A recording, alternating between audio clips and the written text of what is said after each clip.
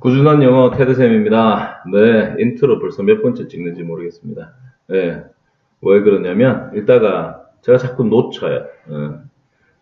그리고 그 놓친 걸 생각하다가 자꾸 뒤에 부분도 못 따라가고 있어요. 지금 섀도우 리딩으로 계속 읽어보자 하고 있거든요. 물론 이제 그걸 무시하고 갈 수도 있습니다. 근데 기왕이면 잘하고 싶다 보니까 이게 자꾸 새로 찍게 됩니다.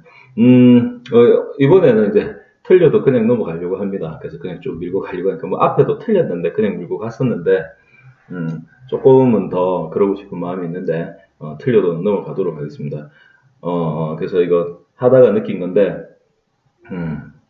혹시 이거 보고 있는 학생들이 있다면 저희들보다 머리가 훨씬 더 잘 돌아가고 기억력이 좋을 때 그럴 때 언어 공부 많이 해두시면 굉장히 도움됩니다. 그래서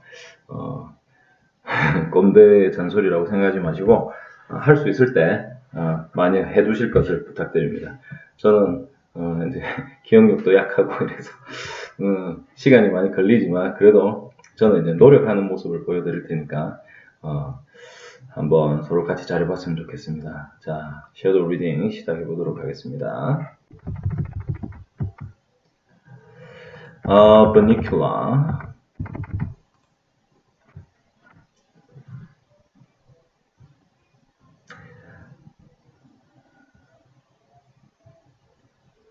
Chapter 1 The Arrival.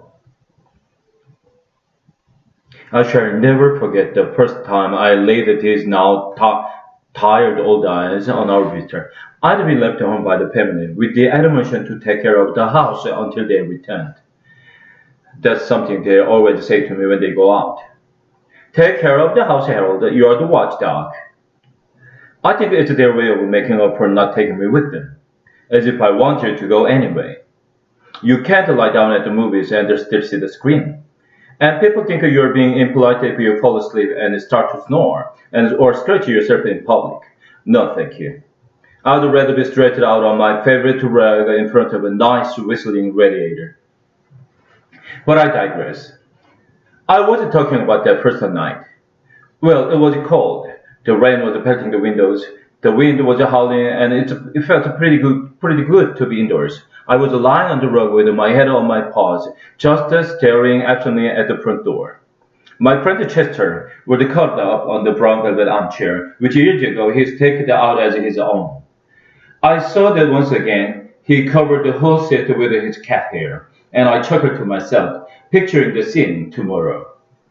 Next to grasshoppers, there is nothing that frightens Chester more than the vacuum cleaner.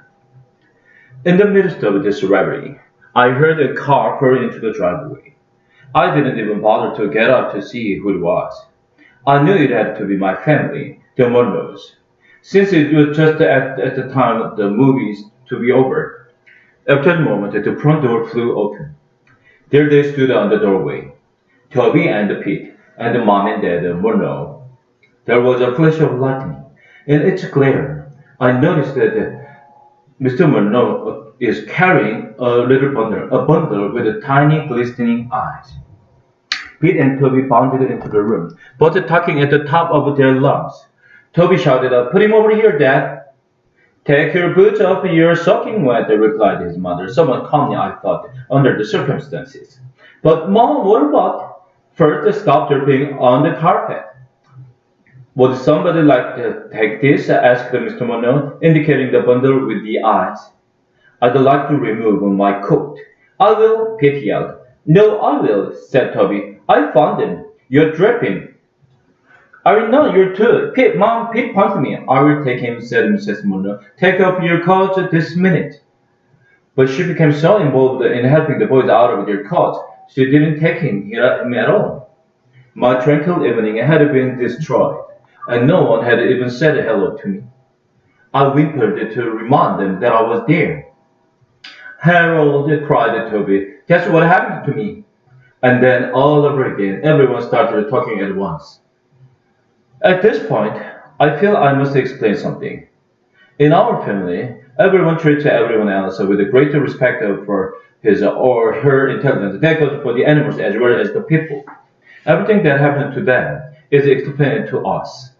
It's never been just, "Goodbye, Harold," or Use the little box Chester at our house. Oh no, with us it's, hey Harold, Dad got a raise and now we are in a higher tax bracket, or come sit on the bed Chester and watch this Wild Kingdom show. Maybe you will see a relative.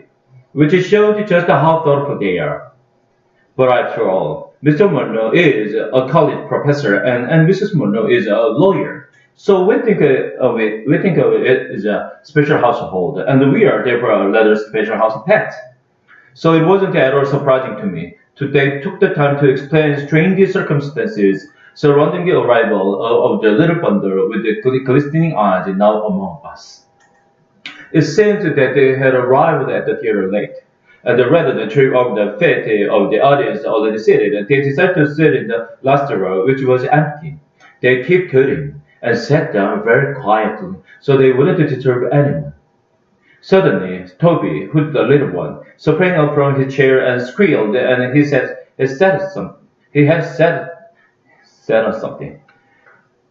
But in an unusual display of independence, Toby said he wanted to see just what it was he had set up. An usher came over to their row to shush them, and Mr. Morgan followed his pleasure. What they found under Toby's chair was the little blanket bundle that now sitting on Mr. Morgan's lap. They now unwrapped the blanket, and there stood something in tiny black and white rabbit sitting in a shoebox filled with dirt. A piece of paper had been tied in his neck with a ribbon. There were words on the paper, but there were no one unable to decipher them because there's a. Now, most people might call me a mongrel, but I have some pretty fancy blood running through these veins, and the Russian wolfhound happens to be one of them.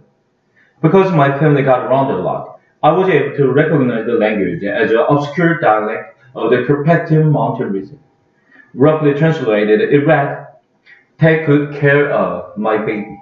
But I couldn't tell if it was a note from a bereaved mother or a piece of Romanian sheet music. The little guy was shivering from fear and cold.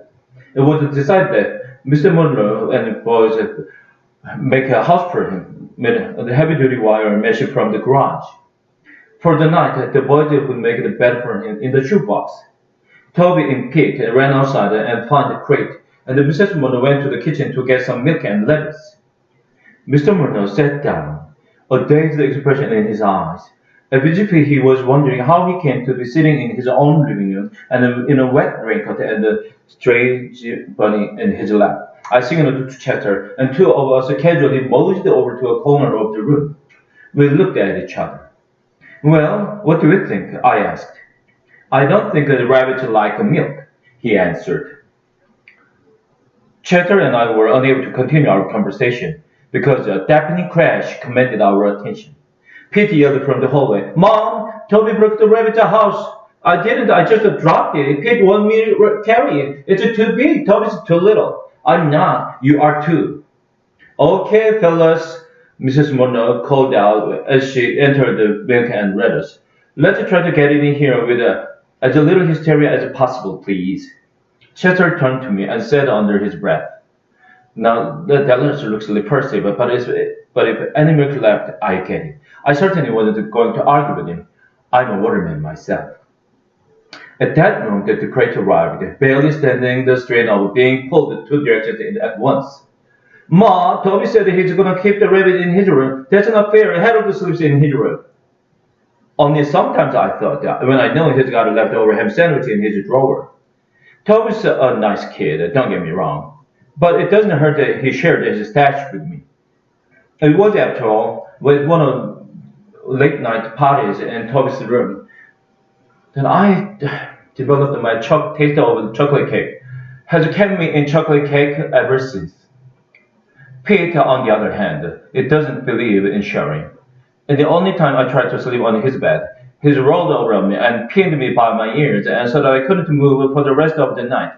I had a crick in my neck for days.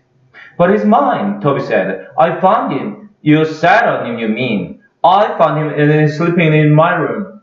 "You can keep Smelly Old Harold in your room and Chester too if you want to, but I'm gonna keep the rabbit in mine," Pete said. Smelly Old Harold? I would have bitten his ankle, but I knew he hadn't changed his socks for a week. Smelly indeed. Mr. Monroe spoke up. I think that the best place for the rabbit is right here under the living room on that table by the window.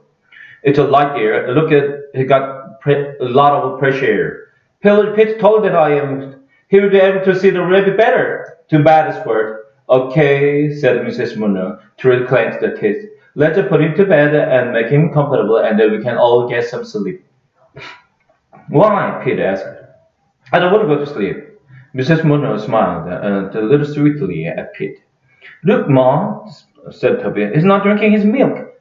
Chatter nudged me in the ribs. Didn't I tell you? He asked. Excuse me while I make myself available. Hey, said Toby, we got a name. Can they wait until tomorrow? Asked Mr. Monroe. The boys shouted in unison. No, he has to have a name right now. It took them 3 days to name me, and those were the 3 most anxious days of my life. I couldn't sleep at all. I worried that they're really gonna call me Fluffy, as Mrs. Monroe had suggested. Well, all right, sighed Mrs. Monroe. What about, say, Bun Bun? Uh-oh, there she goes again, I thought. Where does she get them? Yuck, we all said.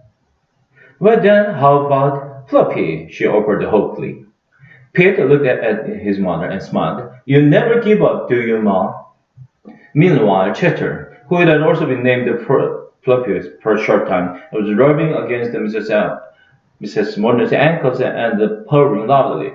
No, right now, pushing him aside. Toby asked, as he scooped him up in his arms. Just what he had in mind. Come on, Harold, Toby called. You've got to help with the name too. I joined the family and the serious thinking began. We all peeled into the box. It was the first time I had really seen him. So, this is a rabbit, I thought. He sort of looks like a Chatter, only he's got longer ears and a shorter tail and water in his nose. Well, said Pete after a moment, since we found him at the movies, why don't we call him Mr. Johnson? Who's Mr. Johnson? Asked Toby. The guy who owns the movie theater, Pete answered. No one seemed to like the idea. How about the prince? Said Mr. Monroe. Dad, said Toby, are you kidding? Well, I had a dog named the Prince once, he replied lamely. Prince, I thought that's a silly name for a dog. We found him at a Dracula movie. Let's call him Dracula, Toby said. That's a stupid name, said Pete. No, it's not. And anyway, I found him, so I should get to name him. You're not gonna let you. Mrs. Monroe looked in wonder at Pete. Please, Mom, please, Dad, let's name him Dracula, cried Toby. Please, please, please. And with each please, he squeezed the Chatter a little harder. Mrs. Monroe picked up the bowl of milk and moved toward the kitchen. Chatter followed her every movement with his eyes, which now seemed to be popping out of his head. When she reached the kitchen door, she turned back and said, Let's not have any more arguments. We will compromise. He's a bunny, and we found him at a Dracula movie. So we call him Bunnicula. Bunnicula. That should make everybody happy, including me. What about me? Muttered the Chatter. I won't be happy until she puts down that milk. Toby and Peter looked at one another, and then at the rabbit. A smile grew on Toby's face. Yeah, Ma, I think that name is just right. Pete shrugged. It's okay, but I get to feed him. Okay, I'm going to put the milk back in the fridge. Maybe he will drink it tomorrow. What about Chatter? Toby said, dropping the plant cat to the floor. Maybe he would like it. Chatter made beeline for Mr. Monroe and Oh, Chatter, want any more milk, do you, Chatter? You've already had your milk today. She reached down, patted the Chatter on his head, and walked into the kitchen. Chatter didn't move. Okay, bedtime, said Mr. Monroe. Good night, Bunnicula, Toby said. Good night, Count Bunnicula, Peter said sarcastically, in what I took to be his attempt at a Transylvanian accent. I may be wrong, but I saw that But I thought I saw that flicker of movement. Good night, Harold. Good night, Chester. I licked Toby good night. Good night, Smiley Harold. Good night, dumb Chester. I drooled on Pete's foot. Mom, Harold drooled on my foot. Good night, Pete, Mrs. Muller said with a great finality as she came back into the living room, and then more calmly. Good night, Harold. Good night, Chester. Mr. and Mrs. Muller and went up the stairs together. You know, dear, Mr. Muller said, that was very clever. Bunnicula. I could never have thought of a name like that. Oh, I don't know, Robert. She smiled as she put her arm through his. I think a prince is a lovely name, too. The room was quiet. Chester was still sitting by the closed kitchen door in the state of shock. Slowly he turned to me. I wish they had named him Fluffy, was all he said. 자, 수업 시간이 다 된 관계로 또 나중에 또 읽도록 하겠습니다.